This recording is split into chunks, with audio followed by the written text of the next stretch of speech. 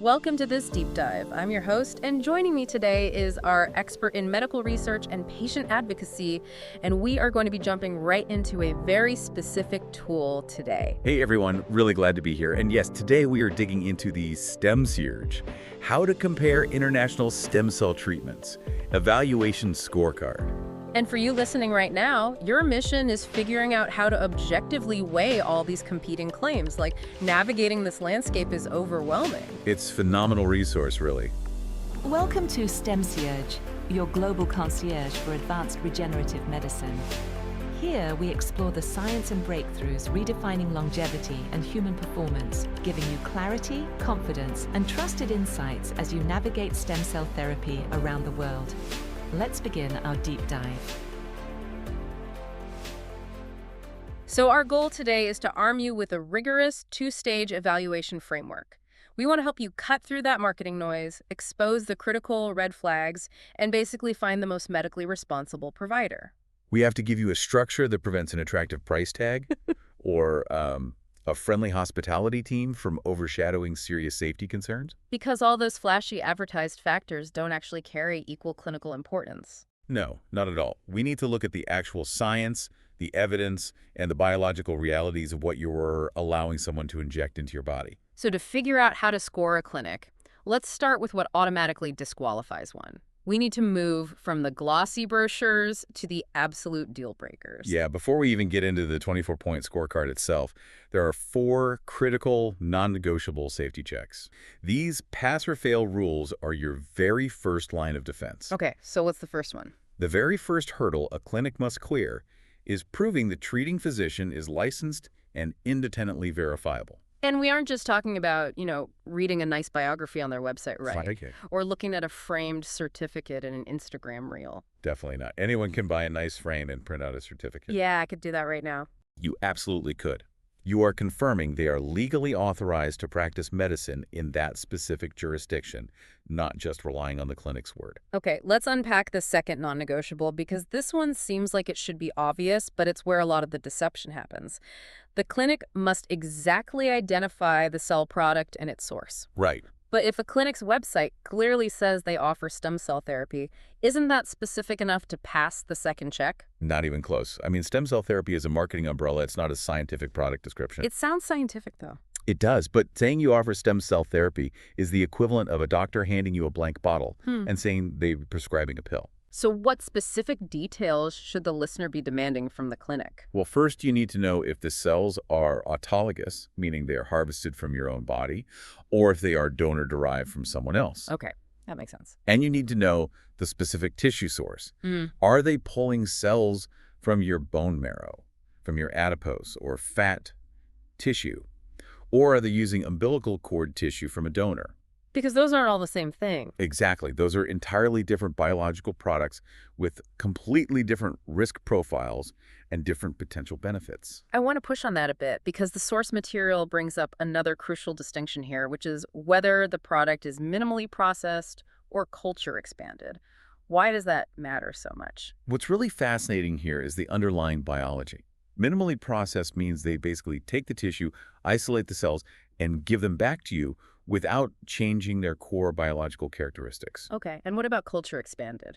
Culture expanded means they take a small number of cells, put them in a laboratory incubator, and force them to multiply into millions or billions of cells. Which sounds great on a billboard, like, get billions of cells. But what's the hidden risk there? Think of it like taking a photograph and making a photocopy. Okay. Then you take that photocopy and you photocopy it again. If you do that 100 times, the image degrades. Oh, I see. In a laboratory, every time a cell divides, it makes a copy of its DNA. The more you force cells to multiply outside the human body, the higher the chance of a genetic mutation or a copying error. That is wild. Yeah, so you absolutely need to know if you're getting a minimally processed product or a heavily cultured product that carries a completely different set of risks. That makes so much sense. Which naturally leads us right to the third non-negotiable documented regulatory status. Yes. Because if they are manipulating these cells in a lab, who is watching them? Exactly the right question. The clinic must state which regulatory authority oversees the treatment. So they need to prove it's actually authorized. Right.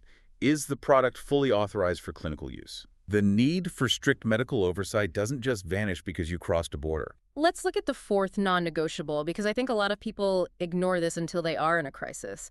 Does the clinic have a written complication and hospital transfer plan? This is huge. You have to prepare for the worst-case scenario. Like an allergic reaction or something. Yeah, exactly. If you have an acute allergic reaction while the cells are being administered, who specifically manages it? What emergency resuscitation equipment is physically in the room with you? And if things get worse? If your condition deteriorates, which exact hospital are you being transferred to, and what is the guaranteed transfer time? Because if a clinic is operating out of a strip mall with no crash cart, and the nearest intensive care unit is an hour away through heavy traffic. A lower price tag on the procedure is completely irrelevant. It is a definitive fail. Wow.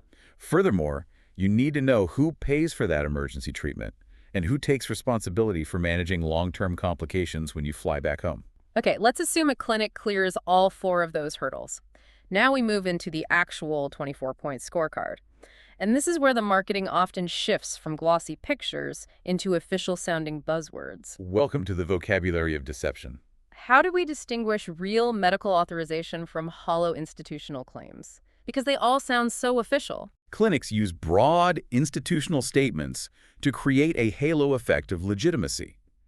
They will proudly advertise things like, "Our clinic is licensed," or "Our hospital is accredited." But wait, a clinic license just means the facility is legally allowed to operate as a business, right? Like, it means they paid their taxes and passed a building inspection. That is the critical distinction, yes. Yeah. It has absolutely nothing to do with whether the experimental stem cell injection they offer is approved by scientists. And hospital accreditation is similar, right? Yeah, it validates facility standards, it proves they have clean floors, proper ventilation systems, standard administrative protocols. But an accreditation board does not evaluate the scientific validity of a proprietary stem cell protocol. The one that really seems to trick patients, though, is the clinical trial registry. You constantly see clinics bragging, "Our stem cell study is listed on clinicaltrials.gov. This raises an important question, though. What does a registry listing actually prove? Yeah, what does it prove?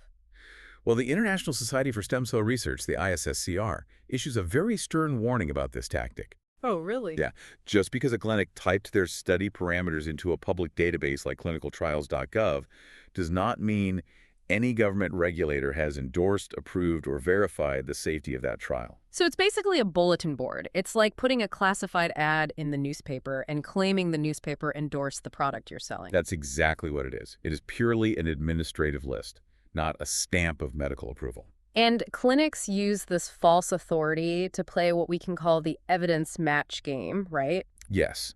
They will throw academic papers at you to prove their treatment works. But you have to look at the evidence for the exact protocol being proposed to you. I love how the scorecard handles this part. You can't just wave a generic science paper around. Right, it has to match. If a clinic wants to give you an intravenous drip of umbilical cord cells for a neurological disease, they cannot use a study about bone marrow cells being injected locally into a knee joint for arthritis as proof that their IV treatment works. Exactly. The cell source is different, the delivery route is different, and the disease is different. None of the evidence matches the proposal. So how does the scorecard actually grade this? Because we know the remaining 12 categories are scored from 0 to 2 points each. How do we score the evidence category? It is a very strict system designed to protect you. A clinic gets 0 points for evidence if their primary proof relies on patient testimonials, before and after videos, animal studies, or research from entirely unrelated disease. Which is completely logical. I mean, a testimonial is a highly curated story. It really is. It's not a controlled, peer-reviewed clinical trial designed to eliminate the placebo effect and observer bias. Exactly. To move up to 1 point, the clinic has to provide early-phase human research or evidence for a similar but not perfectly identical product. Okay, so they need something real, but it doesn't have to be perfect for 1 point. Right. But to earn the full 2 points, they must hand you relevant, peer-reviewed human evidence for a closely matched protocol. Closely matched meaning what exactly? That means the research features the exact same medical condition, the same cell source, the same dose, and the same delivery route. Everything has to match. Okay, so we have established that the evidence on paper must match the treatment. But let's transition and talk about the physical product itself, like the actual liquid in the syringe. Because clinics often use staggering numbers to lure patients in, which leads to our next category of evaluation, manufacturing realities. And this category is where the most severe hidden risks lie, and honestly, where the most sophisticated deception occurs. Here's where it gets really interesting. You see these massive doses advertised online. Like, we guarantee 100 million stem cells. Yeah, you see that everywhere. And it reminds me of an analogy. Is a clinic advertising 100 million cells just like an old digital camera bragging about megapixels to hide a terrible lens? That analogy is spot on. A higher advertised cell count is not inherently better, and in many cases, it's just a vanity metric. Because it sounds impressive. Right, but a raw cell count is entirely meaningless without context. When exactly did they count those 100 million cells? Was it before they froze them for transport, or was it after they thawed them out? Because the freezing and thawing process can destroy cells. Absolutely. You need to know what percentage of those cells are actually alive at the exact moment they enter your bloodstream. So viability is everything. Viability is everything. Injecting millions of dead cell bodies into someone's circulatory system isn't a regenerative therapy. What happens if they do that? It is a trigger for a massive inflammatory immune response. A claim of a massive dose should always prompt you to ask much harder questions about how they handle the product. Let's get specific about the laboratory documents, because the scorecard outlines very particular tests you should ask for based on World Health Organization and European regulatory guidance. Yes, the documentation is key here. You need the batch release testing, which includes sterility, endotoxin, and mycoplasma testing. Now, I know what sterility is, but what in the world are endotoxins and mycoplasma, and why are they so dangerous? Let's break those down. Sterility testing ensures there are no living bacteria or fungi in the product. But let's say a laboratory used a cheap, harsh method to kill off contamination. Okay. The bacteria die, but their cell walls break apart, leaving behind toxic debris. Those are endotoxins. Wait, so even if the bacteria are dead, their toxic remains are still floating in the stem cell mixture? Correct. And if a clinic injects endotoxins into your body, it can trigger an immediate violent immune response. We are talking about sudden, extremely dangerous spikes in body temperature. Okay, that's terrifying. What about mycoplasma? Mycoplasma are a type of stealth bacteria. They are incredibly tiny, and they lack a rigid cell wall, which means they can easily slip through the standard filters used in many laboratories. They just sneak right through. Yeah, and they can contaminate a cell culture and grow entirely undetected because they don't always turn the liquid cloudy the way other bacteria normally do. I want to use an analogy here, too. If a surgeon drops a steel scalpel on the floor, they can just toss it into an autoclave and blast it with extreme heat and steam to sterilize it. But you can't put living human stem cells into an autoclave. No, you would kill the cells instantly. Stem cells have to be processed under incredibly strict, continuous aseptic conditions from the moment they are harvested to the moment they are injected. So there's no easy way to fix it if it gets contaminated. There is no easy way to sterilize them after the fact. Once they are contaminated, they are ruined. Which is why the paperwork is non-negotiable. If a clinic cannot provide patient-specific testing documentation for endotoxins and mycoplasma, they get 0 points in the batch release testing category. Exactly. If they mention the testing exists but refuse to hand you the actual laboratory report for your specific lot of cells, they get 1 point. Right, because you need to see it. And to get 2 points, they must supply the lot-specific verified release documentation. Because cell quantity should never, ever replace manufacturing quality. 1 million live, uncontaminated cells are infinitely safer and more useful than 100 million cells swimming in endotoxins. Just a quick break. This episode is brought to you by STEMCIERGE. If you're exploring stem cell therapy or evaluating clinics around the world, visit STEMCIERGE.com and take the free quiz to receive your personalized assessment. You'll get expert feedback on your eligibility, treatment options, and potential destinations, empowering you to make informed, confident decisions in the world of regenerative medicine. Visit STEMCIERGE.com today. Now, back to the episode. All right, so you have your scorecard, you understand the pass-fail rules, you've decoded the buzzwords, and you know exactly which lab reports to demand. You're fully equipped. But what does this look like in the real world? Let's apply this 24-point system to 3 fictional examples provided in the source material. Let's begin with Clinic A. This is your strong performer, scoring a 23 out of a possible 24 points. Clinic A is the near-perfect clinic. They are highly transparent. They have verifiable regulatory pathways. Right. They provide published, peer-reviewed evidence that actually matches your specific medical condition. They hand over complete batch testing documentation, and their price, quote, is itemized, hiding no fees for imaging or consultations. The only reason they lost a point was a slight lack of clarity regarding the emergency transfer time in their hospital plan. So if I'm a patient and I find a clinic that scores a 23 out of 24, does that mean the scorecard guarantees I'm going to be cured? No, it does not guarantee a cure, and it does not mean the treatment will perfectly resolve your condition.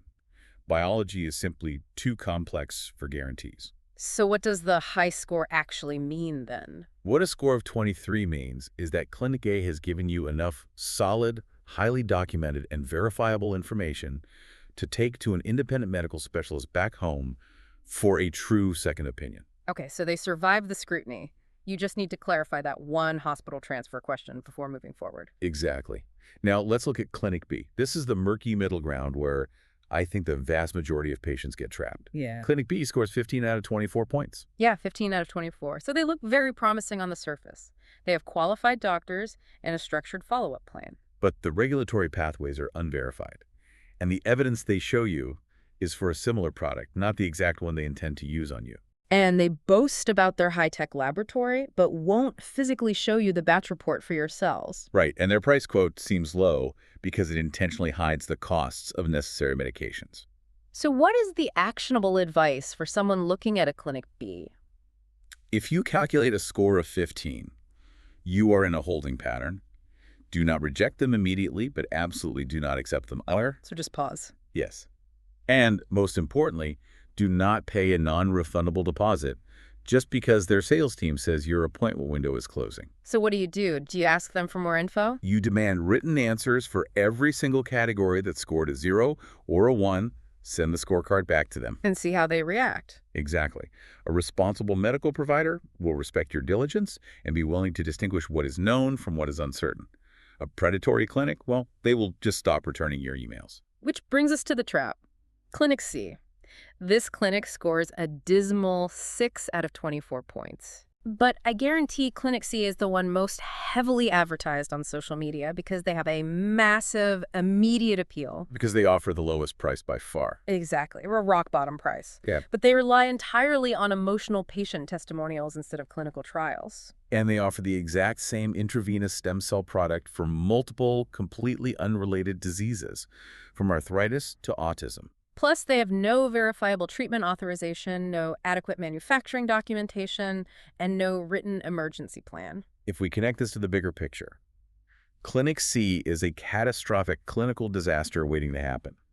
And we're not just talking about the disappointment of the treatment failing to work. Right. The source material is terrifyingly clear on this. The FDA and peer-reviewed medical journals have published severe life-altering risks associated with unapproved cell interventions. Severe risks. We're talking about serious infections, permanent neurological injuries, blindness, and even death. To understand why this happens, you really have to understand what a stem cell is, right? Yes. A stem cell is basically a biological engine of growth. Its entire purpose is to multiply and differentiate into tissue. Okay. So if you take a poorly processed cell, or the wrong type of cell, and inject it into an environment where it doesn't belong, like the spinal fluid or the eye, it doesn't just sit there. It looks for signals, right? Yeah. And if it gets the wrong signals, it starts building the wrong tissue. Precisely. It can grow into bone tissue inside an eyelid, or it can multiply unregulated and form massive tumors. That is awful. When a clinic lacks strict manufacturing oversight and clinical evidence, you are exposing yourself to the risk of uncontrolled cellular growth in your body. Clinic C must be rejected outright. And that biological reality reinforces a vital rule about using this scorecard. Some red flags override everything else. A clinic could have beautiful luxury accommodations, fantastic communication, entirely transparent pricing, and rack up points on the board. But if they hit a major red flag, the score is void. Right. So what are those overriding red flags? If a clinic guarantees a specific medical outcome, you walk away. If they claim their proprietary stem cell treatment have absolutely zero risks, you walk away. And if they use high-pressure sales tactics to force a deposit before a licensed physician has thoroughly reviewed your medical records. That is a sales team hitting a quota. It is not a medical team. And if they ever actively discourage you from seeking an independent second medical opinion, that is the ultimate warning sign. Absolutely. The FDA emphasizes that unapproved human cell products may not have undergone any independent review for safety, purity, or potency. You are the final line of defense for your own body. So what does this all mean for you, the listener, as you sift through these international options? The core lesson of the STEMCIERGE scorecard is this: the most responsible provider is never the clinic that promises you the most. It is the clinic that documents the most. Yes, it is the provider that is comfortable explaining uncertainty. Achieving a high score on this framework, scoring in the 20 to 24 point range, is really a measurement of transparency. It ensures that your clinically important questions aren't overshadowed by urgency or slick marketing. Right. It proves that the clinic's science matches their marketing. And knowledge is only powerful when you have the courage to apply it. This scorecard forces a clinic to show their hand. It does. It forces them to prove they're operating a real medical facility, not a luxury resort masquerading as one. It gives you the verified data you need to consult your own doctors back home before you ever board an airplane. As we wrap up this deep dive, I want to leave you with one final thought to mull over, drawn straight from our source material. The top researchers at the International Society for Stem Cell Research openly state that the optimal cell type, the exact required dose, and the most effective delivery methods remain entirely unresolved for many complex diseases. They do. So if the world's leading scientists in million-dollar research labs are still figuring this out, how should that change the way you view a private clinic that claims to have a 100% perfected, proprietary, risk-free protocol specifically for your condition? It should make you deeply skeptical, and it should make you demand the data. Because at the end of the day, you don't want to buy a luxury vacation package when what you desperately need is a meticulously documented medical procedure. Don't just look at the photos of the infinity pool. Ask to see the mycoplasma testing. Thank you for listening. If you found this episode valuable, please leave us a 5-star rating and review, then share it with someone who may benefit from it. For global insights and personalized guidance on stem cell therapy, visit STEMCIERGE.com to receive your tailored assessment and explore your treatment options with clarity and confidence. And as always, remember, this podcast is for educational purposes only and is not a substitute for professional medical advice. Please consult your doctor before making decisions about your health. Until next time, stay informed, stay empowered with STEMCIERGE.com.